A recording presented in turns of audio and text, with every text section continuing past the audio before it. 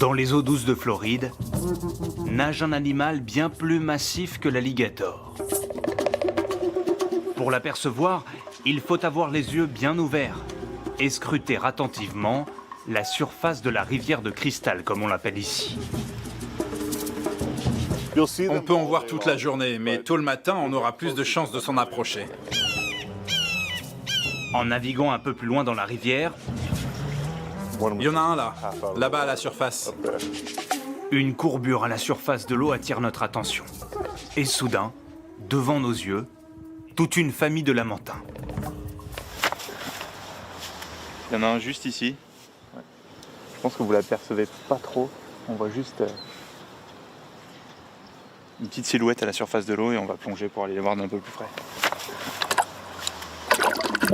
L'eau est trouble, difficile de voir à plus d'1 mètre.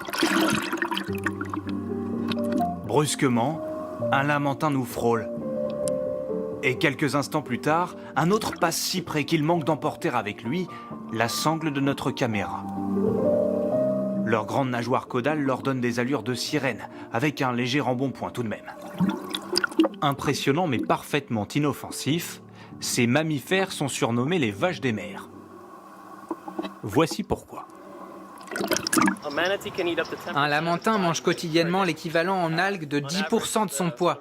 Et vu qu'en moyenne il pèse environ 500 kg, ça fait presque 50 kg d'algues par jour.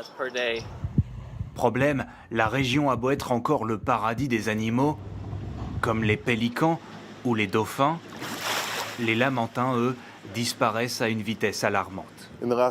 Ces 2 dernières années, nous avons perdu un quart de la population. Ça fait plus de 2000 lamantins. Ils meurent à une vitesse record, notamment parce que l'eau des rivières de Floride est polluée. Et les algues qui les nourrissent disparaissent. Pour nous, Floridiens, ça nous fend le cœur d'en perdre autant.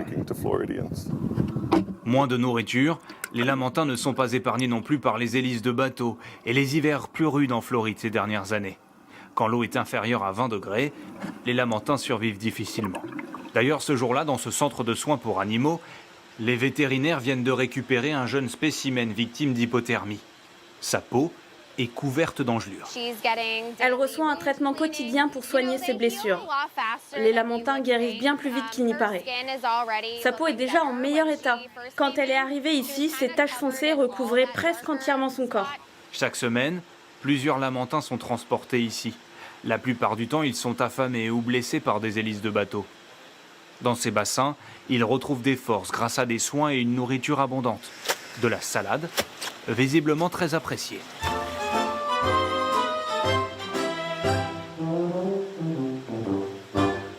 On leur donne tout un tas de salades, laitues, romaines, endives.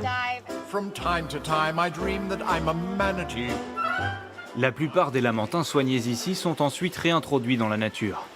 Une manière d'empêcher la disparition de l'un des animaux les plus emblématiques de Floride.